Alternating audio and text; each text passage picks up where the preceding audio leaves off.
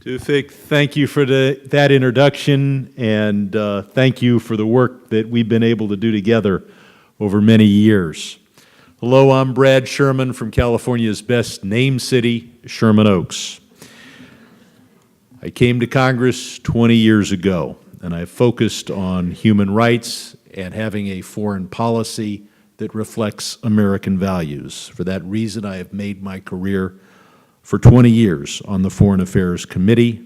I'm an active member of the International Religious Freedom Caucus, the Caucus on Religious Minorities in the Middle East, as well as, of course, the Armenian Caucus, and we've recently put together the Assyrian Caucus.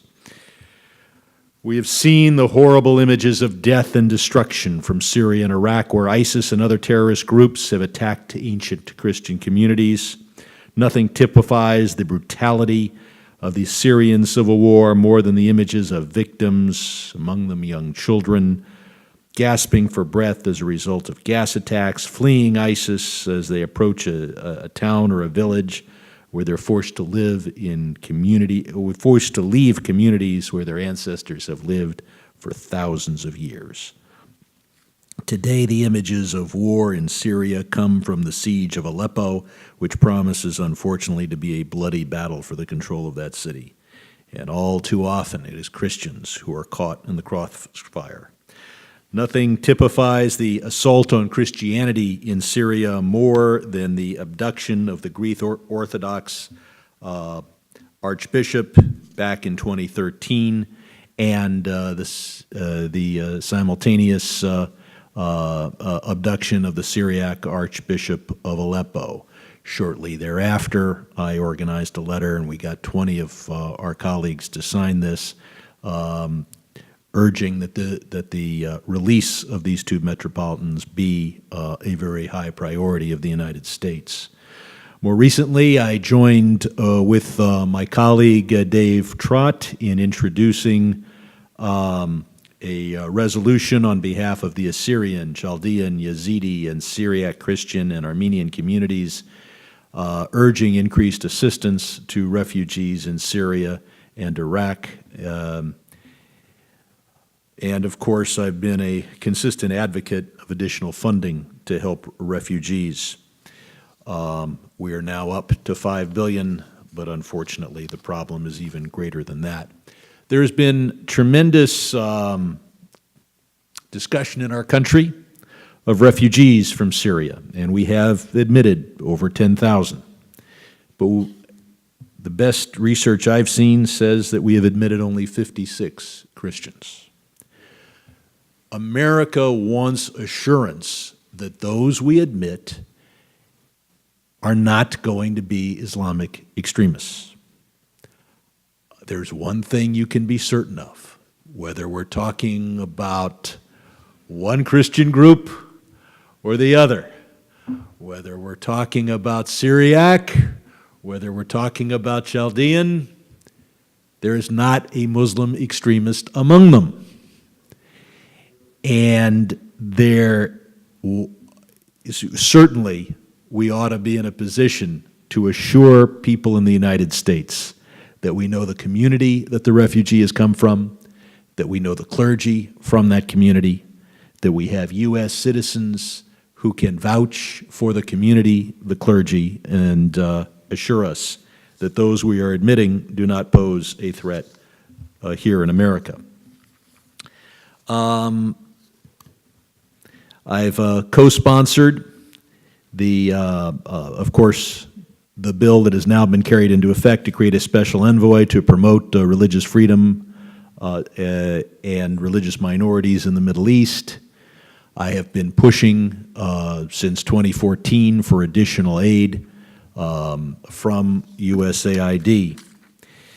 And I should point out that the resolution that Dave Trott and I have introduced not only calls for concern, but calls for the administration to assure that the Assyrian, Chaldean, and Syriac Christians and Armenians are equipped and trained into security forces that can defend themselves.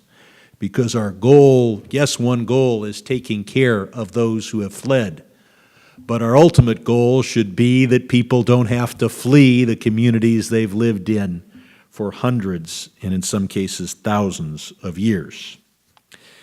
The issue is ISIS, and what do we do about it? And all too often, we are given this false choice. Either we send in 300,000 American ground troops, or we do as little as we were doing last year.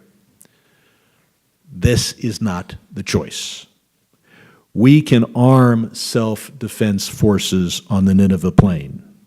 We can arm Christian communities in Syria. We can arm those elements in Syria that will fight for the values we believe in. And we can do more than that. Yes, we've had a bombing campaign, and everybody talks about that campaign. It is a tiny fragment of what we have done when we were serious about the war in Iraq, either the first or the second. We can do far more, both in quantity but also in terms of our rules of engagement.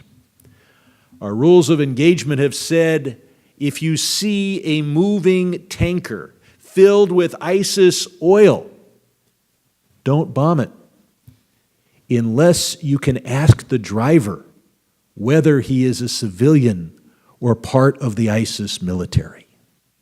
And so few of those drivers respond to any such query. What did we do when we were serious in World War II? France was occupied by terrible and evil forces, and our hearts were with the French people. And if we saw an oil truck moving, we bombed it. Unfortunately, thousands of French civilians died in that bombing, and then they greeted us as liberators because they knew that that bombing was necessary to set them free from the Nazis. We have to be just as serious in going after ISIS. We have to hit the trucks. I'm not saying we deliberately hit civilians. We do everything possible to avoid hitting civilians. I'm not saying we carpet bomb. But we cannot have rules of engagement that say we don't hit strategic targets. Where there are refineries, we hit them. When there are lines of trucks waiting to fill for oil, we should hit them. Gradually, we have moved in this direction. And I hope to see Mosul and Raqqa liberated in the next 6 months. But think of what we could have done if we had adopted these programs years ago. The rules of engagement are controversial because there's a moral question. What if you kill one civilian in the bombing? What if we had failed to do the bombing attacks we did in France, and the Nazis had maintained power for 6 more months, or 1 year, or 2 years longer in Europe? How many people would die? And the moral responsibility is on America, not just for the one civilian who dies in a bombing raid, but for the thousands of rapes and torture and murder and beheading that happen if we allow ISIS to continue to occupy Mosul and Raqqa and the land in between for months and years longer than necessary. So I look forward to an aggressive American effort against ISIS, and I look forward to the defense of Christians in the Middle East being something that is beyond question, bipartisan, both Democrats and Republicans working together. I'm Brad Sherman. Thank you very much.